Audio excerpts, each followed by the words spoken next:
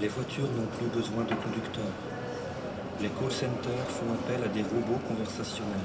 Le propos de l'exposition, il n'est pas de parler de cette histoire de remplacement, c'est une question qui est à l'œuvre aujourd'hui, elle est partout.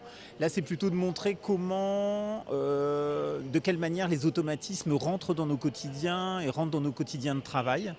Et d'arriver à montrer aussi que c'est une matière à prendre en considération dans toutes ces tensions. C'est-à-dire qu'effectivement, on l'a là au-dessus, on l'a. On a effectivement des grévistes, les premiers grévistes non salariés d'un algorithme qui protestent contre un algorithme. Donc ça, c'est la première surprise. Mais en même temps, on peut considérer aussi sur l'autre photo qui est là-bas en haut qu'un ouvrier, il peut aussi avoir un relationnel bénéfique avec un robot.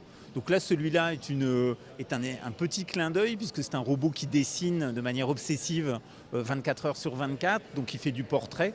Mais l'objet, il n'est pas tellement de se fondre uniquement sur les histoires de supplantation, mais aussi de considérer dans ce deuxième âge des machines, ce qu'on a nommé là-bas sur les schémas que vous verrez là-bas, c'est de dire que dans ce deuxième âge des machines, on a conçu des machines qui cette fois-ci entrent dans un dialogue avec nous. Et de quelle manière on va pouvoir considérer ce dialogue? Donc on le voit dans les petits robots qui rentrent dans nos intérieurs.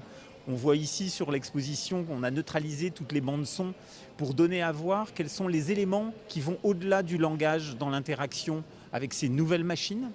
Et puis la question, elle se pose aussi, qu'est-ce que toutes ces machines intelligentes aujourd'hui, donc c'est un postulat avec l'apparition de l'intelligence artificielle, qu'est-ce qu'elles ont la capacité d'automatiser chez nous qui est déjà automatique? Donc ça va être quelque chose qui est de l'ordre de notre cerveau. Notre cerveau fonctionne avec un certain nombre d'automatismes. On fonctionne avec des habitudes et on fonctionne avec des affects aussi qu'on reproduit.